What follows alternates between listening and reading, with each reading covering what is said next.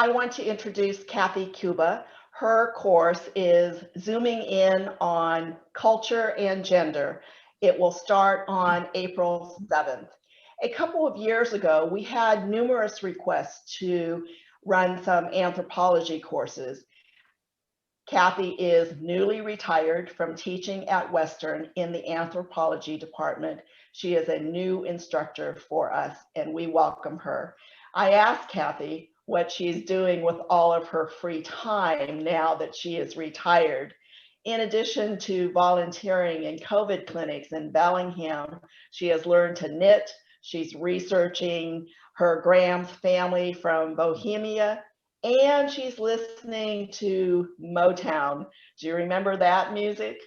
We also welcome Kathy recently to our curriculum committee. She participates in our interest groups and takes many courses. I suspect that Kathy doesn't have very much free time.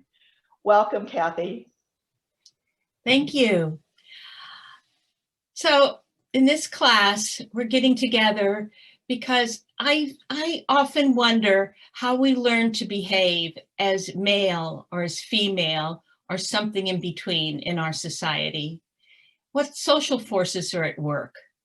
In the US, historically ideal gender roles have been at the extremes of the spectrum, with females expected to be as feminine as possible and males expected to be quite masculine. Do you think the same is true worldwide? Since gender is a social construct, there are wide variations in gender roles and how they are valued in cultures around the world. Zooming in on culture and gender, we'll explore these issues from an anthropological perspective. By studying other cultures in 3 two-hour sessions, we will see how women traditionally have leadership roles in Western Sumatra, and men help raise children, their own and those of their sisters. The result is more balance between the genders and less stratification in society.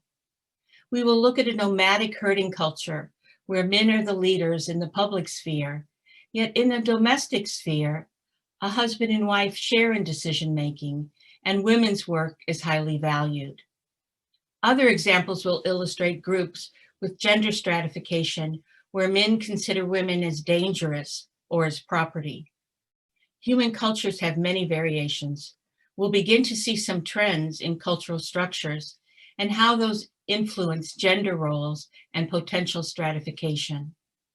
It is very difficult to see clearly and assess our own cultural practices.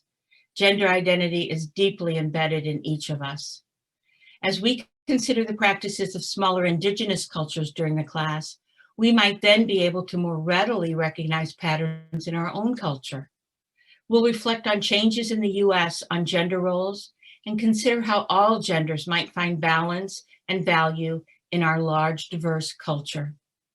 Join Zooming In on Culture and Gender as we consider other cultures and challenge ourselves to see our own with more depth. Bring your insights and questions for an interactive class.